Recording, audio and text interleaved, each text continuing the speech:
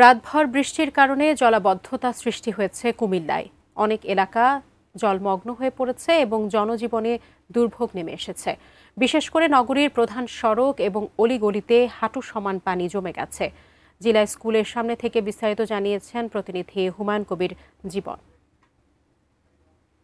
কুমিল্লার বিভিন্ন সড়কে জলবদ্ধতা সৃষ্টি হচ্ছে। আমি এই মুহূর্তে আছি কুমিল্লার জিলা স্কুল সড়কে। আমার পিছনে কিন্তু আসলে বিশাল যে সড়কটি রয়েছে সেই সড়কে কিন্তু জলবদ্ধতা দেখা যাচ্ছে, যার ফলে কিন্তু এখান দিয়ে যারা যাত্রী রয়েছেন, চালক রয়েছেন এবং বিশেষ করে যারা শিক্ষার্থী রয়েছেন, জিলা স্কুলের শিক্ষার্থী, তারা কিন্তু আসলে সীমাহীন দুর্ভোগ পোয়াচ্ছেন। এবং আমি যদি বলি যে আসলে এই সড়কের বাহিরও নগরের বিভিন্ন গুরুত্বপূর্ণ সড়ক, বিশেষ করে চকবাজার, বিসিক শিল্পনগরী, চাঁদপুর এবং শাকতলা এলাকায় এবং টমসুম ব্রিজ, সেখানেও কিন্তু আমরা পানি দেখেছি। রাত থেকে বৃষ্টি হচ্ছে, যার ফলে কিন্তু নগরে সৃষ্টি হচ্ছে জলবদ্ধতা এবং এই জলবদ্ধতা নিরসনে কিন্তু কার্যকর কোনো ভূমিকা দেখছেন না বলে নগরবাসী অভিযোগ করছেন। এবং তারা বলছেন যে কুমিল্লা সিটি কর্পোরেশন যদি পানি নিষ্কাশনের ব্যবস্থা করতো তাহলে হয়তো সড়কের উপরে এভাবে জলবদ্ধতা সৃষ্টি হতো না। এবং তারা দাবি জানিয়েছেন যেন আসলে এই বৃষ্টির পানি যেন সড়কের উপরে না থাকে, সেটি যেন আসলে সিটি কর্পোরেশন দেখভাল করে এবং সেই সাথে